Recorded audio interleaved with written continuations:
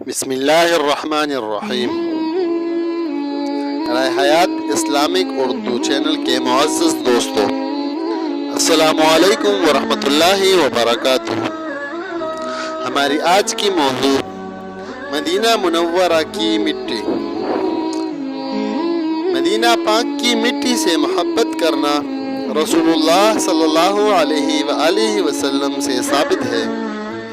جب آپ غزوات سے فارغ ہو کر مدینہ پہنچتے تو اپنے بدن مبارک سے چادر اتار کر اونٹنی پر رکھ دیتے تھے تاکہ مدینہ کی مٹی میرے بدن کو لگ جائے۔ کسی مقدس مقام کے لیے ثابت نہیں کہ وہاں کی مٹی کو آپ نے بدن پر مل لیا ہو۔ معلوم ہوا کہ جہاں سے اللہ کا دین پھیلتا ہے وہ جگہ اللہ کے عاشقوں کے نزدیک بہت محبوب ہے۔ مولانا رومی رحمۃ اللہ علیہ فرماتے ہیں، خوشتر از ہر دو جہاں آجا بود کہ میرا با تو سر و سودا بود۔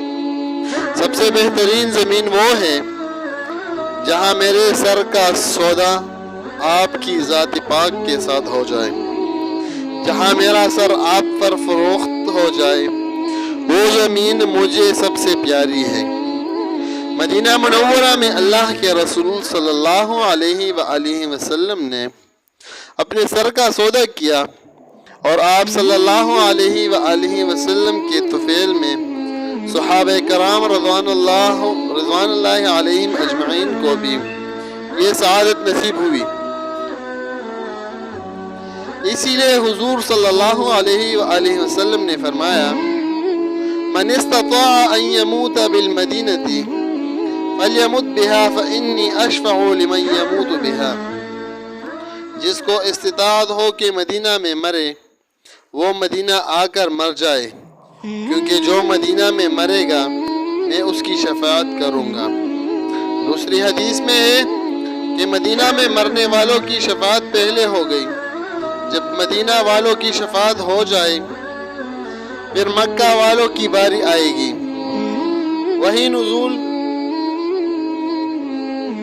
کا زمانہ تھا، اللہ تعالیٰ نے یہ وحی نازل نہیں فرمائی کہ ہمارے گھر والوں کو آپ نے بعد میں رکھا، ہمارے پڑوسیوں کو آپ نے محروم کر دیا۔